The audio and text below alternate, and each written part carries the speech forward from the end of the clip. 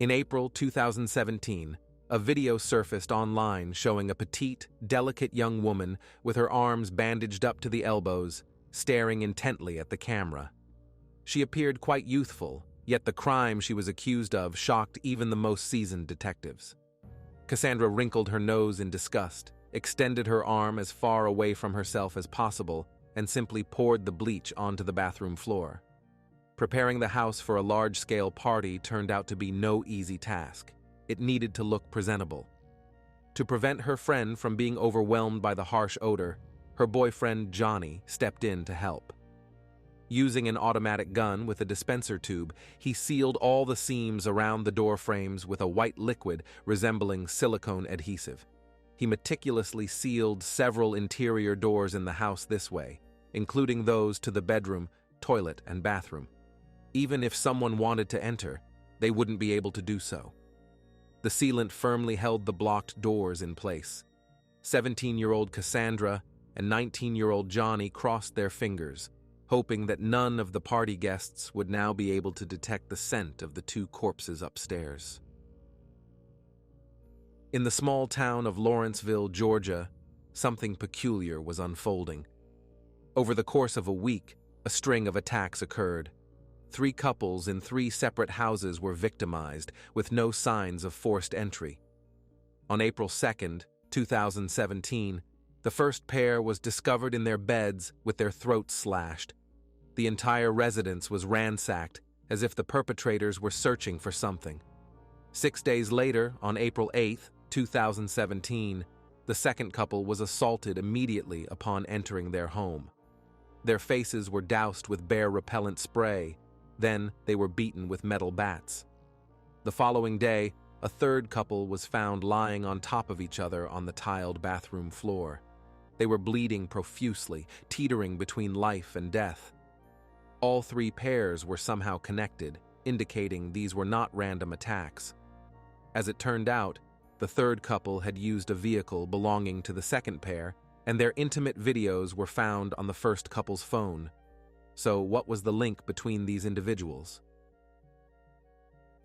To uncover answers to these questions, law enforcement had to wait for medical professionals to complete their work, as the third couple had just been rushed to the emergency ward. If they didn't pull through, survive, the questions might remain unanswered. So now, all the police could do was wait for 19-year-old Johnny Ryder and 17-year-old Cassandra Bjorge to regain consciousness. Teenage love is so intense, it seems like the truest and only love in life. And typical hormones are to blame. Emotions run high, and young people barely notice other potential partners besides their love interest. If someone told 19-year-old Johnny that everything would pass with time, he simply wouldn't believe it, because he had found his other half, 17-year-old Cassandra. He adored every part of her and was certain this girl was perfect. Cassandra resembled a tiny ball of energy. At her small stature of just 5 feet 3 inches, she was a real fighter. A fighter in the literal sense. Cassandra had practiced Tang Soo Do for about 6 years. It's a Korean martial art. She knew how to break a concrete block with the edge of her hand, or how to defeat an opponent with a spinning kick. Cassandra also studied Shaolin, Kung Fu, Chinese Kung Fu, and even traveled internationally for tournaments in this sport. But then she had to give it all up, because her emotional state interfered with truly focusing on martial arts. She felt that her movement technique suffered as a result. Johnny saw Cassandra as the ideal girl, his soulmate, the other half of himself. This was a person he couldn't live without. And although they had only been dating for a few weeks, it felt to him like they had been together for a lifetime. It was love at first sight. The thing is, Johnny had divorced just 2 weeks ago, and only now, upon meeting Cassandra, realized that he had been searching for her all this time. Friends, over 90% of viewers watch videos without subscribing to the channel. Check if you're subscribed. If not, please be so kind as to subscribe to the channel to support me. Law enforcement stood before a white suburban house in the heart of a very quiet neighborhood. They hadn't entered yet, but already sensed something had occurred inside. The front door of this ordinary home wasn't just locked, it was completely sealed with sealant around its perimeter. Officers had to break a window to gain entry. The entire ground floor was in disarray. Cigarette butts were strewn across the living room with empty tubes of sealant lying on the floor nearby. Dirty dishes were everywhere, the sink piled high with plates covered in moldy food remnants, cans, some filthy rags, and empty medicine bottles. Next to the sink, directly on the floor, was a heap of fried rice. Some interior doors upstairs on the second floor were also blocked around their edges with silicone adhesive. Police had to force open each door to see what lay behind. In one of the home's bedrooms, officers discovered a man's body on the bed. Evidently, he had been attacked in his sleep, and viciously so. First beaten, then his throat cut. Bloody shoe prints remained on the sheets, indicating someone had stomped on this person so forcefully, essentially trampling him to inflict maximum injury. Above the headboard where the man lay, a pair of bloody handprints marked the wall. The attack was so brutal that blood spatter reached the walls, lampshade, and even the ceiling fan. Then officers proceeded to the bathroom, where they found another body on the floor. This was an elderly woman. She too had been beaten first, then had her throat slashed. Next to her on the floor lay an empty bleach bottle. The bathroom door was also sealed shut. It was a horrific crime scene. A completely ordinary residential house from the outside, but inside it resembled a monster's lair, with blood everywhere and the stench of death lingering. This was Cassandra's home. The bodies belonged to the married couple Wendy and Randall Bjorge, Cassandra's grandparents. They were both 63 years old and had been inseparable since high school. The day after the elderly couple's bodies were discovered, Cassandra's boyfriend Johnny Ryder left his mother chilling messages. His voice sounded very weak, barely audible. He whispered that he had gone mad, that he was evil but loved his mom, then asked for forgiveness. The recording ended with him saying he was dying. This voice message was sent just before blood-stained Johnny Ryder and his girlfriend Cassandra Bjorge were found unconscious on the bathroom floor of a stranger's apartment in a residential complex. Several days after they were brought to the emergency room, Cassandra woke up in a hospital bed. The first people she saw were detectives. Police officers tried to learn from the girl what had happened to her, to which they received the answer that she had become very angry with herself and fell into depression. Cassandra felt like the whole world had crashed down on her, and she wanted to end it all at once.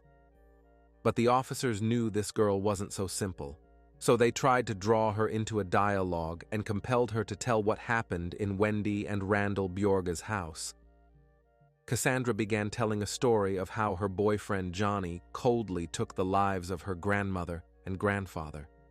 She tried to show how painful it was to remember all this, but during the story accidentally misspoke, confusing the pronoun he with we, thereby revealing she was more than just a witness to the crime.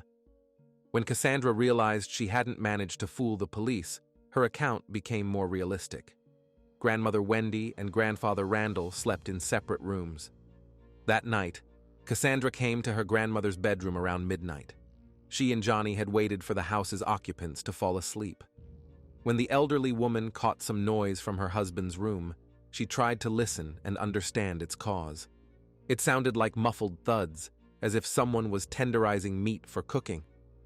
Wendy anxiously looked at her granddaughter, who had unexpectedly appeared in the bedroom, and wanted to go investigate the strange noise.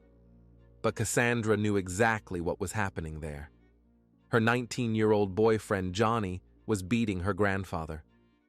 When the screams started, Cassandra realized there was no point in pretending anymore. She grabbed a crowbar and struck her grandmother on the back of the head. A week after the crime, Cassandra sat in the juvenile room, complaining to detectives about how tired she was of hospital food. Now, on the table in front of her, lay a bag of French fries, a milkshake, and hamburgers. When the police stepped out for a moment, The girl looked around, surveyed the room, and stared unblinkingly into the camera lens recording her. Her face was completely blank, showing no emotions, and it seemed she wanted to burn a hole through whoever was watching her through the lens. She looked like a teenager who had just woken up. Her arms were in casts up to the elbows, so Cassandra tried to grab French fries from the bag with her teeth. When the detectives returned to the room, the girl shared her version of why she decided to eliminate the only people who had ever cared for her. When criminals desperately need important information, they may resort to torture. But there's no greater torture than watching your loved one die. Cassandra dragged her grandmother's bloodied body into the adjacent room where Johnny and her grandfather were. Then she and her boyfriend taped their mouths shut, tied their hands, and demanded the safe code. To intimidate them, Johnny asked his girlfriend to run to the kitchen and bring 3 of the biggest knives. Cassandra knew there was a safe in her grandmother's closet where the pensioners kept cash. To show Wendy how serious they were, Johnny grabbed a butcher knife and began stabbing Randall in the stomach as she watched. Grandmother Wendy started begging her own granddaughter for them to stop. She would tell them everything they wanted, but through the layers of tape wrapped around her face, she wasn't easy to understand. As soon as the desired numbers were heard, Cassandra rushed to the closet to open the safe. The girl squealed with delight when she saw envelopes stuffed with money. Now she and Johnny were very rich. In the interrogation room, Cassandra told 2 investigators she was shocked by how much money was in her grandmother's safe. She grabbed a backpack and started stuffing it with envelopes of cash. The detectives exchanged glances when Cassandra said there was about $1,000. Then she smirked and added that her grandmother had let slip about the money herself when she asked what Cassandra would do if given $1,000. It's actually a decent sum, but hardly enough to run far after a double homicide. However, the love-struck couple didn't think of running. Instead, they spent the money for a whole week. But that was later, and for now, an excited Cassandra grabbed the backpack filled with cash and returned to the room where Johnny was watching over her barely alive grandparents.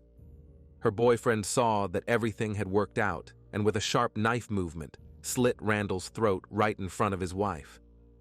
Then together they dragged Wendy to the bathroom, where Cassandra tried to send her grandmother to the afterlife using the same crowbar, striking her head. The woman went quiet, but the granddaughter thought she was pretending to be dead because a pulse could still be felt. Cassandra ran to Johnny and complained that Wendy was still alive. The boy then took the tool and delivered a single blow to the base of the elderly woman's neck, then, for good measure, slashed her throat with a knife. In the interrogation room, the girl demonstrated to the officers how she swung the crowbar with both hands. She showed no embarrassment or remorse for her actions. Cassandra behaved like a child, trying to impress the detectives with her strength and recklessness. When the teenagers were sure both spouses weren't breathing, they washed away all the blood, changed into clean clothes, and drove Randall's car to a local supermarket, where they bought food and brought it back to Cassandra's grandparents' house. For a whole week after the attack, the couple stayed in this house, sleeping, eating, ordering Chinese takeout, buying clothes. The $1,000 found in the safe was running out. Then Cassandra took out her grandmother's bank card, and the fun continued. The young people smoked weed, recorded intimate videos on grandmother's phone, and came up with another interesting entertainment, throwing a large party. In preparation, they spent every last cent in Wendy's bank account. The detectives asked the girl why they spent Wendy's money but didn't use Randall's card. Cassandra honestly replied that they simply couldn't find where grandfather had hidden his wallet. It turned out that the elderly man kept his mobile phone and wallet under his pillow. Apparently, the couple had already considered the possibility that their granddaughter might resort to theft. They probably just didn't imagine this exact turn of events. When the detectives told Cassandra where her grandfather kept his wallet, she smirked, rolled her eyes to the ceiling, and laughing, said he was damn clever. The police were also interested in one find in the car trunk. When Cassandra and Johnny were arrested, a whole gallon milk jug was found in the car. Now the officers wanted to find out why they needed it. Anyone who has experienced the effects of pepper spray knows the pain and suffering caused by a stream of this substance, even though it's designed only to stop an attacking person or dog. There's also a bear spray analog to pepper spray. Its concentration is several times higher, as bears are large and powerful animals. Imagine the devastating effect on a person if sprayed with this. It inflicts such intense, such exhausting pain that the victim is initially disoriented. The entire face burns, tears stream from the eyes, and the throat and nose feel as if seared by fire. Severe coughing begins. It seems the person might cough up their insides. This effect lasts from 24 hours to several days. Melissa and her boyfriend were college students, so after long days of classes, they seized any chance to be together. That evening on April 8th, they grabbed takeout food and headed to Melissa's home. They hadn't decided what to do when they pulled into the driveway in a quiet neighborhood, opened the front door, and went straight to Melissa's room. When they switched on the bedroom light, they saw the chaos that reigned there. Everything was overturned, items thrown on the floor, bedding and pillows tossed off the bed, clothes pulled from closets. It looked as if someone strong had flipped the room upside down and then shaken it. The room's owner was dialing 911 when she suddenly turned at a sound and saw an orange mist in the hallway.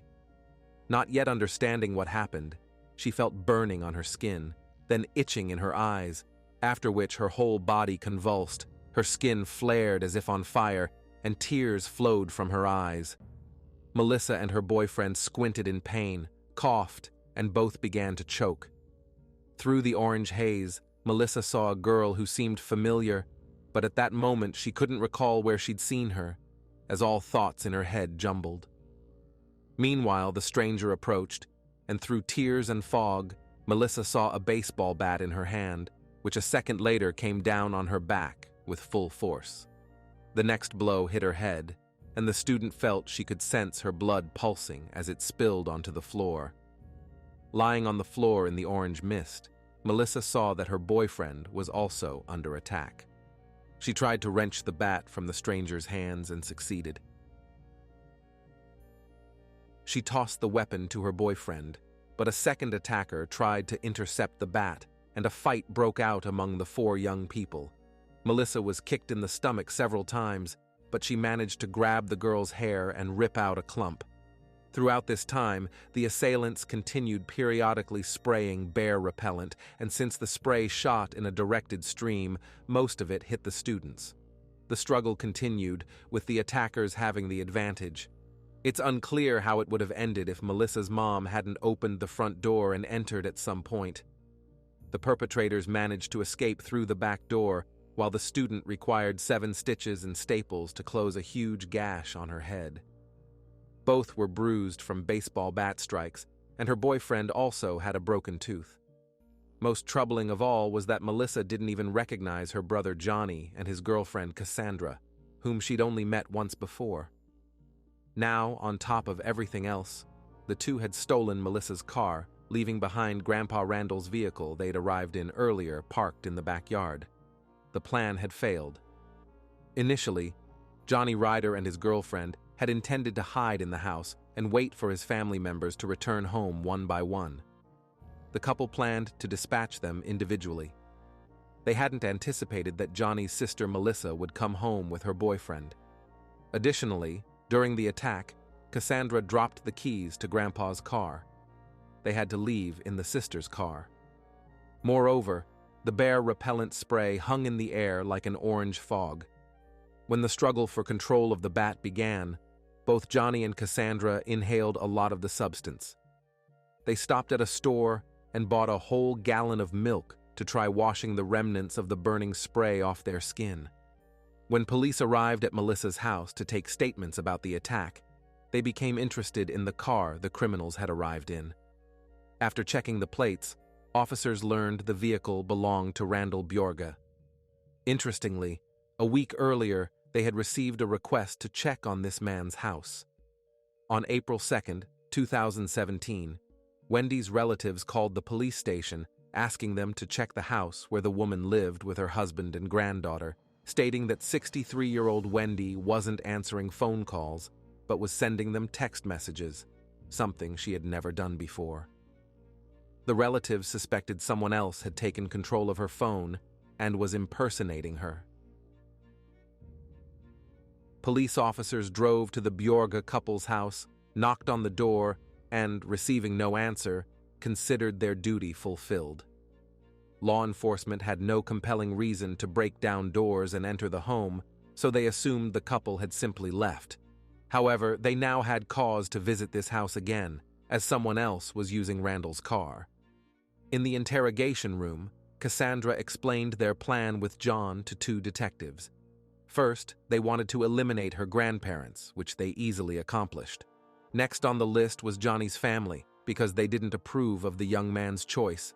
They disliked Cassandra, though they'd only seen her once. As the plan for Johnny's family failed, the criminal lovers stayed in town for a couple more days. They needed to prepare for their escape and gather some money. Investigators asked Cassandra why she was displeased with her grandparents, who had been caring for her all this time.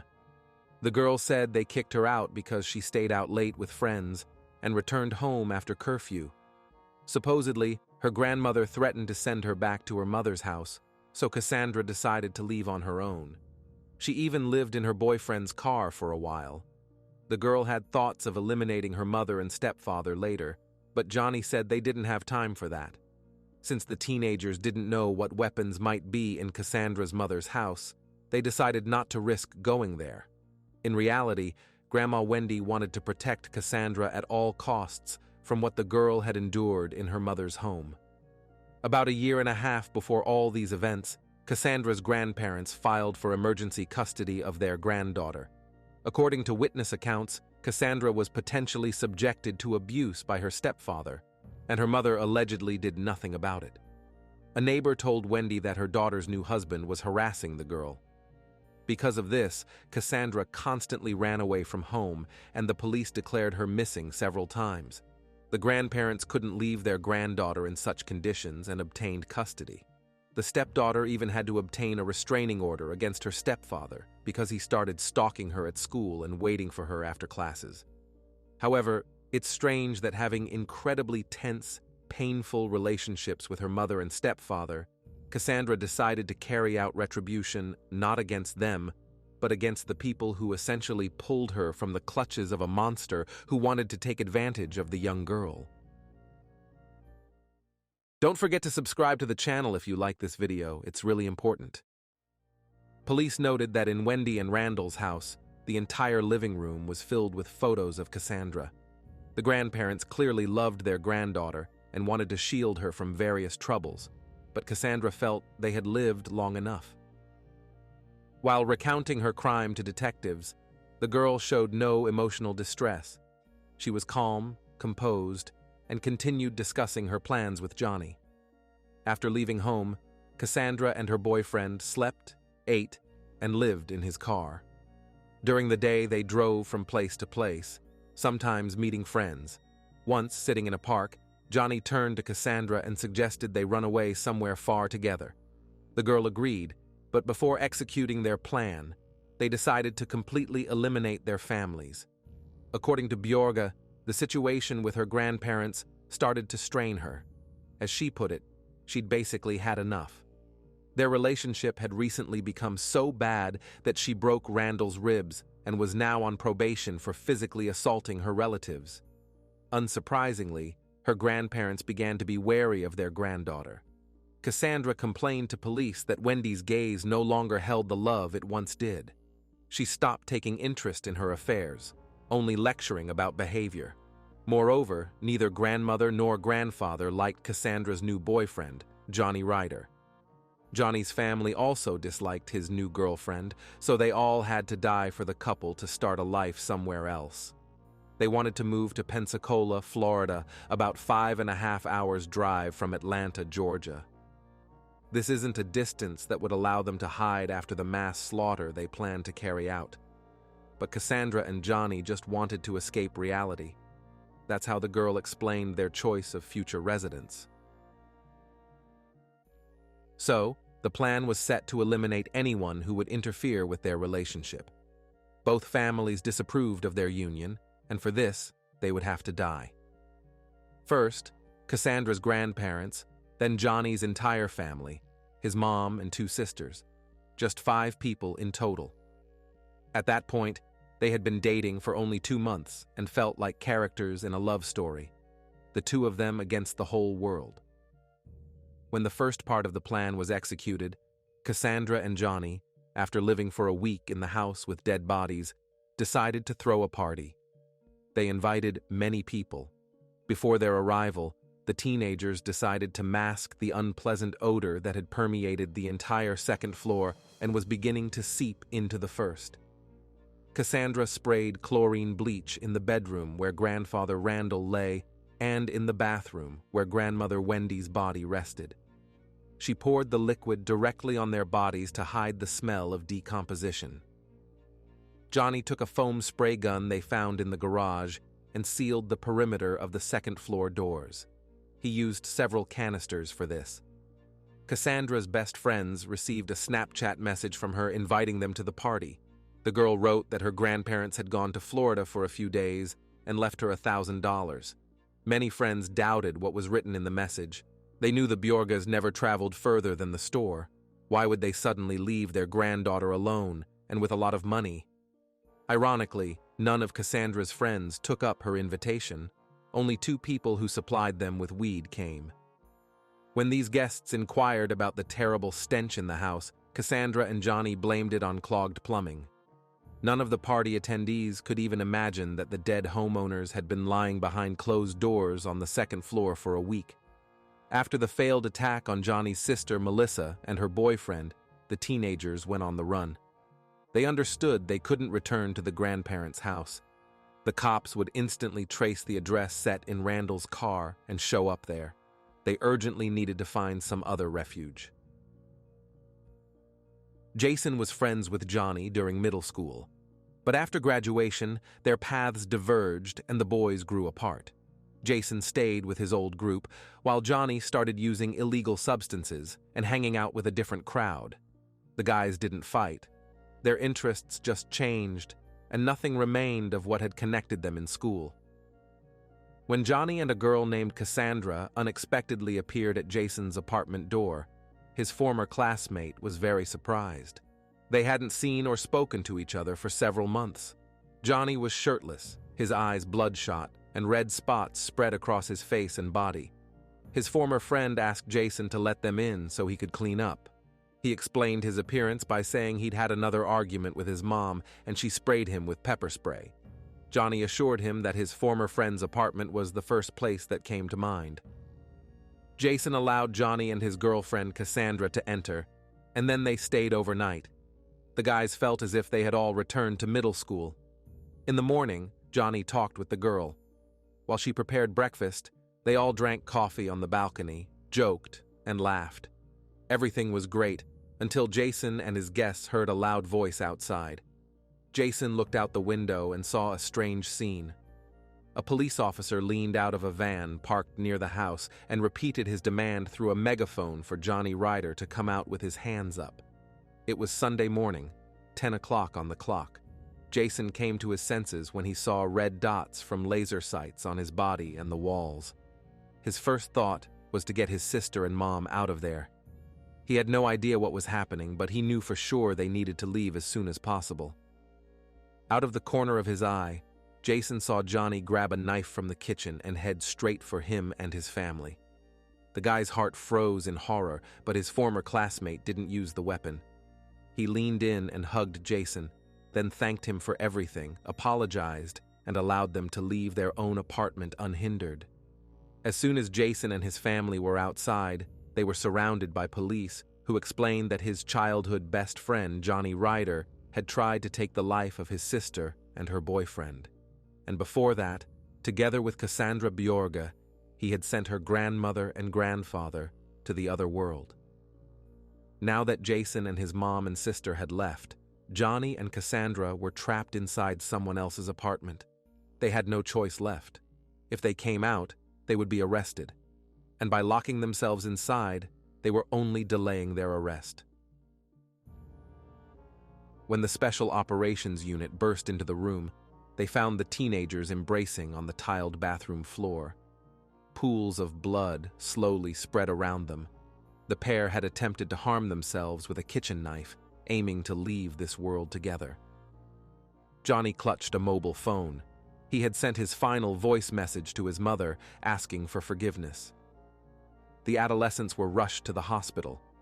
Many likened Cassandra and Johnny to Romeo and Juliet. Supposedly, both families opposed their romance, leading to their decision to die. However, Cassandra later told investigators that when planning these mass crimes, they felt more like Bonnie and Clyde than Romeo and Juliet. Although Cassandra had never even seen that film. The video of Cassandra Bjorge's interrogation went viral due to her absurd behavior after coldly taking the lives of those closest to her. The girl admitted to impersonating her grandmother, sending text messages from her number to relatives to avoid suspicion. She also revealed quitting martial arts because her emotions began to overpower her reason at some point in life. She could no longer control her aggression, even though Kung Fu and Taekwondo require precise management of one's feelings and emotions. Her head was clouded by resentment towards the world, anger, and depression. Cassandra was imploding. She couldn't cope with this state. When striking her own grandmother's head with a crowbar, she felt a surge of energy. During interrogations, both Johnny and Cassandra were very concerned about each other. The boy confessed to officers that he couldn't live without Cassandra, that he had never felt this way about any other girl he'd dated, even his wife. Although they had known each other for a couple of weeks, he felt like he had known her his entire life. And Cassandra likewise constantly asked about Johnny's well-being. However, when it came to the trial, no trace of their love remained. The media could no longer call the two defendants Romeo and Juliet, or even Bonnie and Clyde, as they now argued and blamed each other. In the end, they both pleaded guilty to the slaughter of spouses Wendy and Randall Bjorge and the aggravated assault on Melissa Ryder and her boyfriend. Johnny Ryder and Cassandra Bjorge received 2 life sentences plus 21 years. They will both be eligible for parole after 60 years. One of the biggest debates in the courtroom was whether they could have committed these crimes without influencing each other. Most of the public believes they couldn't have. In their opinion, Cassandra was the driving force. Police were called to the grandparents' house where Cassandra lived 31 times between October 2015 and March 2017 due to reports of running away, domestic disputes, and suspicions of substance abuse. Acquaintances described Cassandra as a truly selfish individual. She was always one of those who cared about no one but herself. If someone tried to oppose her, she engaged in brutal fights, regardless of who was in front of her. Many netizens also believed that Cassandra wasn't in love with Johnny. The girl simply used him to carry out her own plan. She enjoyed controlling someone hopelessly in love with her and ready for anything, even crimes. Conversely, people said Johnny didn't seem like someone who would commit crimes on his own. It's possible that his beloved girlfriend told him false stories about how her grandparents mistreated her. Johnny just wanted to protect his girlfriend. His intellectual development wasn't at its peak due to constant use of controlled substances, so it wasn't difficult to deceive an infatuated young man without strong moral principles. In his closing statement at the trial, Johnny said he felt like a terrible person, the worst person on the planet. He apologized to the Bjorge family for his actions. Cassandra, however, didn't say a word. During a press conference, Cassandra's mother, Amanda Sterling, said that although her daughter had a fair share of behavioral problems, she never thought it would lead to something serious. The woman was most surprised when she learned she was on the list of potential victims. Other close relatives of the deceased Randall and Wendy Bjorge shared that they felt devastated. The grandparents were so devoted to their granddaughter, that they did everything to raise her as a good person. This devotion makes Cassandra's betrayal even more destructive, utterly devoid of humanity and morality. The relatives couldn't imagine what Wendy felt when she witnessed the person she had spent her entire life with, her beloved Randall since school days, being killed before her eyes. And this wasn't done by some random criminal, but by their beloved granddaughter Cassandra, the one they had protected so much, the one they were proud of and had given their hearts to. Most likely, Wendy's soul died a little earlier than her heart stopped beating. This is the end of the story. Like the video and leave your thoughts in the comments. This was Jeremy. See you soon.